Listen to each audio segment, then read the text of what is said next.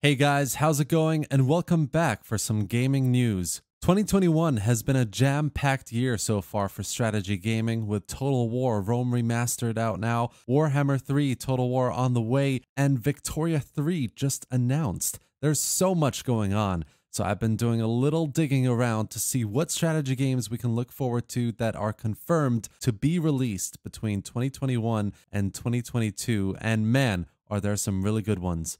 In this video, I'll be covering 5 historical and 5 space strategy games that are currently in the works that all look amazing and that I can't wait to get my hands on. So let's get started. There's no place to start for historical strategy other than Victoria 3. It's been 11 years since Victoria 2 was released, which gave us over 200 19th century nations to lead to victory. You had so much control, from cultural development to nudging your people in your chosen political direction without inciting a rebellion. The game really focused on a hands-on political development with spheres of influence over other nations and so much choice over what reforms you want to pass. Victoria 3 will shift the focus to the economic side of things and will have a bigger picture view on stuff like colonialism, which is especially a big factor as you look to grow your country while keeping internal and external politics in balance. The announcement was a massive surprise, but I think we can all agree it's going to be amazing with modern graphics, new systems, and hopefully a nicer UI to bite. There's no official or rumored release date for it yet,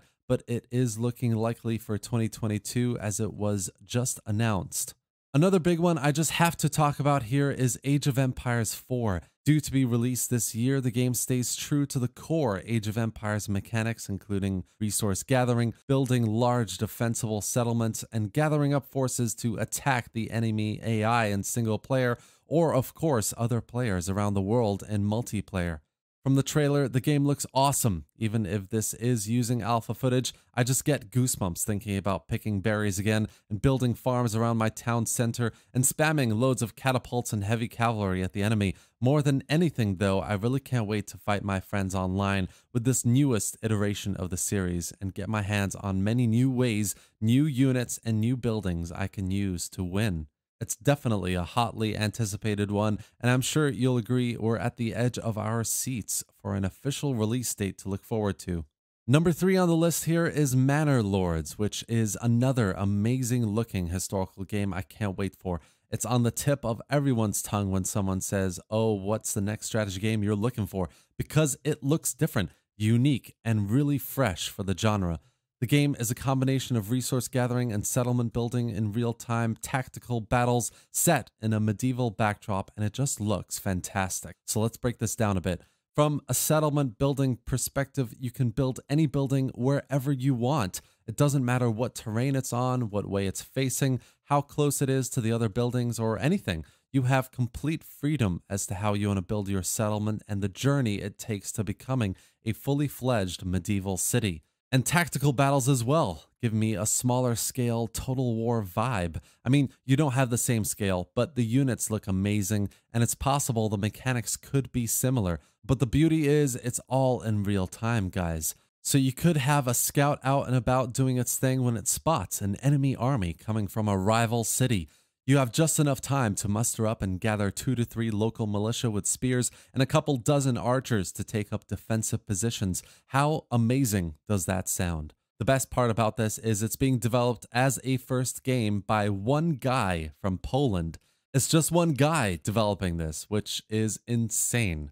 The next entry here is possibly a future competitor of Medieval 3 Total War, and that is Knights of Honor 2 Sovereign.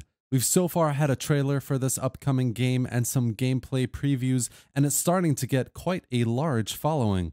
Set in medieval times, you take control of a kingdom and manage everything from resources to city building and religion, and work to expand your borders to ultimately achieve total domination of Europe. You'll be able to occupy positions in your royal court, send spies to rival kingdoms, fight large-scale battles, and much, much more, all in real time. So it's pretty much looking like what Medieval 3 Total War could be, but in that totally real-time manner, which is really interesting. Looks great. I'm sold. I can't wait for this one.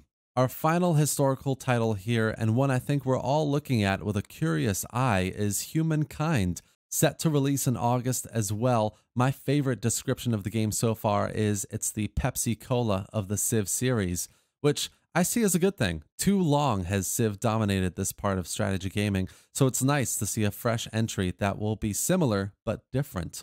A lot of the mechanics seem really similar to Civ, but it looks more modern, and I think will probably play more modern as well, whereas Civ has kept a lot of its mechanics and look and feel pretty much the same throughout the series. It comes from the same studio that produced Endless Space, so we definitely know it's going to be a good one. And if it's anything like how Endless Space is to Stellaris, then Humankind might be a cooler, more casual version of Civ, which actually sounds really interesting. Next up, we're going to start getting into our space strategy games with another big one, Galactic Civilizations 4. With massive games like Stellaris or Endless Space 2, Galactic Civ 4 has decent competition, but it's looking like it will be a banger. It's being produced by the same company, Stardock, and will be available through early access later this year, so it's coming sooner than you think, and it's coming with new, interesting features. Well, for one thing, there's going to be co-op multiplayer, which is just awesome. I played a lot of Galactic Civ 3, so being able to play this new game online with others is a godsend. It's also adding and switching up some mechanics, including primitive as well as technologically advanced civilizations, new resources like control, which you have to maintain direct control of your faction, as well as a map overhaul, which puts you in a sector of different star systems, which you can leave for your next level of space exploration once you've reached a certain technological level. Really interesting stuff coming out in the news and rumor mill about this game, so definitely one to keep an eye on. Another hotly anticipated sequel to a game that came out over 10 years ago is Distant Worlds 2. The fantastic Distant Worlds 1 was a huge success back in 2010, and while simple in nature, really put a dent into the space strategy and empire simulation games. Distant Worlds 2 is looking to build on everything that made the first game so great, updating a lot of the visuals with a 64-bit engine and scale to the gameplay, with up to 2,000 star systems in one game and 8 to 9 playable factions that can be played either with or without unique stories. It will also be getting an extensive sandbox mode and map creator, so you can pretty much build your own galaxies from the ground up, from smaller things like what kind of space monsters roam a planet to the arrangement of planets in a solar system. I think this game is shaping up to be a really nice contender against the likes of Stellaris, so absolutely one to look forward to. Now, this next game, guys, looks amazing. Falling Frontier is a real-time strategy similar to Homeworld, but where everything from building to space warfare is as scientifically accurate as possible, with as realistic visuals as possible, and it really does look breathtaking. You start off by choosing one of the 9 planets of a solar system, with each of them having its own unique story and characteristics that affect your playstyle, and essentially build up your faction to go out and explore or conquer the other planets. The game is set to launch on early access this year with skirmish mode only against the AI, but by God, I mean, it absolutely needs some story and multiplayer elements to it. The look and feel of the game seem reason enough. It will also be very much about the economics of running a spacefaring nation, from how much supply you have to run a fleet and what ships you want to choose to build that will defend your territory effectively or attack an enemy base. It's all very interconnected and dependent on many factors, so decision making is a big part of this space simulator. Now, I'm sure you've seen Starship Troopers, that crazy film about humanity being at war with these insane-looking aliens. It's so bad, it's good. Well, they're making a strategy game based off of it where you take command of a base and you need to defend it down to the last man against a horde of these arachnids.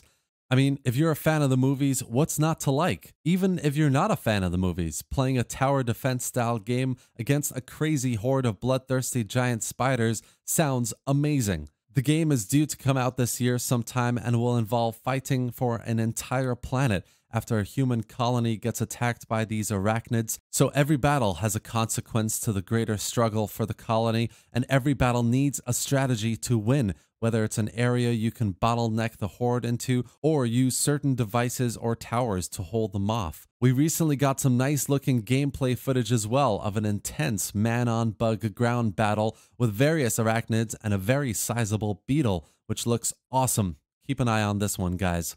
Finally, we have the next installment of one of the biggest games in the genre, Homeworld. With the third game due to come out next year, we can absolutely look forward to continuing the struggle of the Higarans and their leader, Karan Sajet. Now, at the end of Homeworld 2, we pretty much defeated the Vaegir warlord Makan, taking the third hyperspace core and giving humanity the ability to travel the galaxy once more. It was an amazing game, but finished off with endless possibilities, potentially new enemies of non-human origin. I personally grew up playing a lot of Homeworld with its incredible tactical space battles, mobile unit production abilities, and massive battleships. The series is absolutely amazing and epitomizes space strategy, so to know that a next installment of this is coming is fantastic, and I cannot wait for it. That's it for today, guys. We have a lot to look forward to in the next couple of years in the strategy genre from both a historical and space strategy perspective. I personally really can't wait for Age of Empires 4 and Homeworld 3, but the others look so good as well. Hope you enjoyed the video, guys, and found it informative. If you did, give it a like and let me know your thoughts about these upcoming games in the comments section below. What games are you most excited for, or are there any that I missed in this video? Definitely hit that subscribe button for more strategy gameplay, news, and updates. And thanks for watching, guys. I'll see you next time.